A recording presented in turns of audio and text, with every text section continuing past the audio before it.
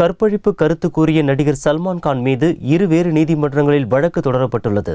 விரைவில் ரிலீஸாக உள்ள சுல்தான் இந்தி படத்தில் மல்யுத்த வீரராக நடித்த அனுபவம் குறித்து பேட்டியளித்த சல்மான் கான், மல்யுத்த காட்சிகளில் நடித்த பின் கற்பழிக்கப்பட்ட பெண்ணை போல கோணல் மாணலாக நடந்து சென்றதாக நகைச்சுவையாக கூறினார். இதனால் பெரும் சர்ச்சை உண்டானது. பெண்களை இழிவாக பேசியதற்காக மன்னிப்பு கேட்க வேண்டுமென பெண்ணுரிமை ஆர்வலர்கள் கோரினர். 7 நாட்களுக்குள் சல்மான் மன்னிப்பு கேட்க தேசிய மகளிர் ஆணையம் கெடு விதித்துள்ள நிலையில் மும்பை விமான நிலையம் வந்த சல்மான் கானிடம் மன்னிப்பு கேட்பீர்களா என நிருபர்கள் கேள்வி எழுப்பினர். அதற்கு அவர் எந்த பதிலும் கூறாமல் சென்றார். இதனிடையே சல்மான் கான் மீது நடவடிக்கை எடுக்க உத்தரவிடக் கோரி உத்தரப்பிரதேச தலைநகர் லக்னோவில் உள்ள நீதிமன்றத்தில் சமூக ஆர்வலர் ரஃபத் ஜமால் வியாழனன்று வழக்கு தொடர்ந்தார். கான்பூர் நீதிமன்றத்தில் வக்கீல் மனோஜ்குமார் தீட்சித் வழக்கு தொடர்ந்துள்ளார். இதனால் சல்மான் கானுக்கு நெருக்கடி அதிகரித்துள்ளது.